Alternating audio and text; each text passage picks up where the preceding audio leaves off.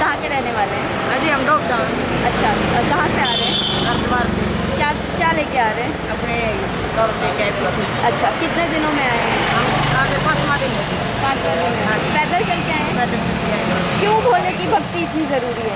जी बस हमारी शक्ति इतनी है जी हमारे पे, फिर हमारे मध्य है, हम इसलिए करने काम। कितने सालों से लेके आ रहे हैं? क्या घर में बच्चे नहीं हैं? है? घर का लड़का काम करे और उसका पापा काम करे बस। अच्छा, आप 4 साल से काम हाँ। करते हैं। कोई मन्नत मांगी थी? बस कोई मन्नत नहीं जी, छोटी सी बढ़ती रहा करती, इसलिए बस अपने लेके आ रही है। क्या नाम है? सुषमा जी। क्या नाम है? इंदिरा जी। कहाँ से आ रही हैं? कहाँ जाएंगे? अच्छा, कितने सालों से कावड़ लेके आ रहे 3 साल से। हैं? क्यों कावड़ लेके आते हैं? बस भगवान की शक्ति तो भाई घर में सुख शांति रही बस। इतने किलोमीटर चलते हैं, थक नहीं लगती? जो है शक्ति जो है बोलो। पैदल चल के जाते हैं? ना पैदल नहीं जाते जी, जावा बस में जी, हाँ पैदल। हाँ अपन को तेलानते आ जावा, बोलो कि शक्ति। क्या नाम है? रवि जी, कहाँ से आ रहे हैं? मैं गोमुख से गोमुख से आ रहे हैं। और कहाँ जाएंगे? करके डाल रहे हैं क्या लेके आ रहे हैं? क्या कावड़ पकड़ रहे हैं? नगर खड़ी गाँव है, हाँ। वहाँ से 30 किलोमीटर आगे बागड़ो वहाँ हम चढ़ाएंगे। अच्छा, क्या महत्व है शिवरात्रि का, सावन का? क्या बहुत ही खुशी से लेके आते हैं और शिवरात्रि को कितने दिनों पहले गौमुख गए थे? कैसे आ रहे हैं वहाँ से? मैं 10 तारीख को निकला था और 13 तारीख को वहाँ से उठाई थी मैंने। पैदल आ रहे हैं? जी पैदल कितने किलोमीटर का सफ़र है? 700 किलोमीटर 700 किलोमीटर। किसके साथ तय कर रहे हैं? अकेले? साथ ही है मेरे साथ। साथी हैं आपके? असल कावड़ियों का आना शुरू हो गया है, किस तरह के प्रबंध है और क्या रूट प्लान तैयार किया है?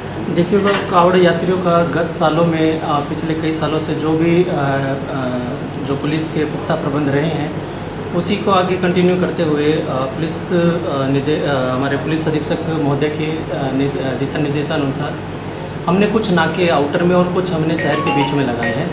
जो आउटर नाकों की बात करूँ तो भिवानी चौंगी, आईडीसी चौक, उसके बाद हिसार बाईपास, जींद बाईपास और गोहाना बाईपास पे हमने नाके डिप्लॉय किए हैं, जिसमें कि मुख्यतः हमने 5 मुलाजिम और साथ में हमारे राइडर और पीसीआर जो थाने के चौकियों को उनको डिप्यूट किया है ताकि कावड़ियों को किसी भी तरह की अव्यवस्था का सामना ना करना पड़े। उसके साथ साथ कुछ नाके हमारे सेंसिटिव हैं जिसमें कि हमने सीएमओ से बात करके वहाँ पे एम्बुलेंस का भी प्रावधान किया है ताकि किसी भी तरह की अनहोनी के टाइम पे वहाँ पे पुलिस सहायता के साथ साथ स्वास्थ्य सहायता और वहाँ पे प्राथमिक चिकित्सा के भी सेवाएं उपलब्ध करवा सकें।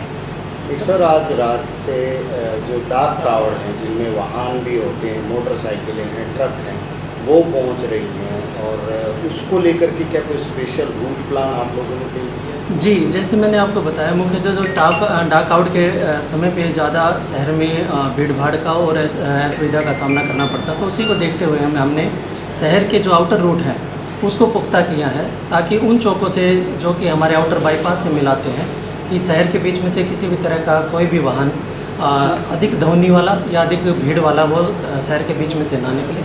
उसी के देखते हुए हमने आउटर में जो मैंने आपको नाके बताए हैं जो कि हमारे भिवानी चौंगी पे, हिसार बाईपास जिला और जींद बाईपास और गोहाना बाईपास के जो नाके हैं उनको पुख्ता किया है।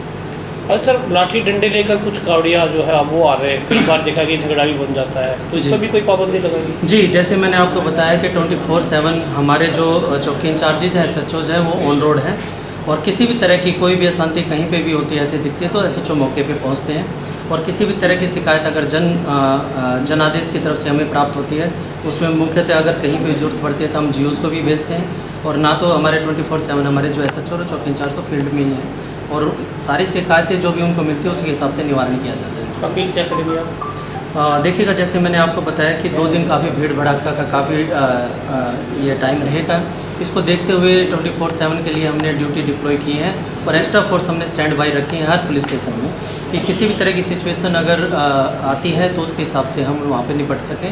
और आपके माध्यम से, सारे मीडिया कर्मियों के माध्यम से भी मैं रोहतक वासियों से और हमारे जो नेबर हमारे डिस्ट्रिक्ट हैं उन सभी से अपील करना चाहूँगा कि महाशिवरात्रि बड़ा ही शांति का पर्व है, सभी शांतिपूर्वक ढंग से मनाएं। और मेरे जो कावड़ियाँ जो हमारे सेवक हैं वो बड़ी शांतिपूर्वक ढंग से हमारे जो बनाए हुए रूट है उसके अनुसार ही जाएं, ताकि किसी भी असुविधा का उनको सामना ना करना पड़े। आपराधिक लोग इस तरह के मामलों में फ़ायदा उठाने की कोशिश करते हैं, जैसे नशे की तस्करी या इस तरह की चीज़ें पहले भी हमें कई बार देखने को मिली है कि कावड़ियों के बेस में लोग नशा एक जगह से दूसरी जगह लेके जाते हैं, तो उसके लिए भी क्या स्पेसिफिक आप लोग? जी बिल्कुल, आपने सही कहा कि इसमें हमने सभी SHOs को डायरेक्शन दी है, और हमारे जो SIs हैं, जो सिक्योरिटी ब्रांच इंचार्ज हैं, उसको भी हमने दिशा निर्देश दिए थे कि जो हमारे पड़ोसी ज़िले हैं, जो जिनकी सरहदें हमारे रोहतक के साथ लगती हैं, उनसे बातचीत करके कितने नंबर ऑफ जो कावड़ी हैं, जो कावड़ी सेवक हैं, वो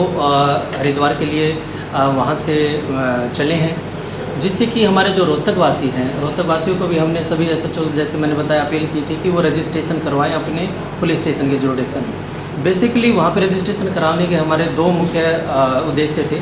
नंबर 1 तो ये हमें हमारी जानकारी में रहते कि कौन कौन जो कावड़ी हैं, कावड़ लेने के लिए अपने परिवार से यहाँ से रवाना हुए।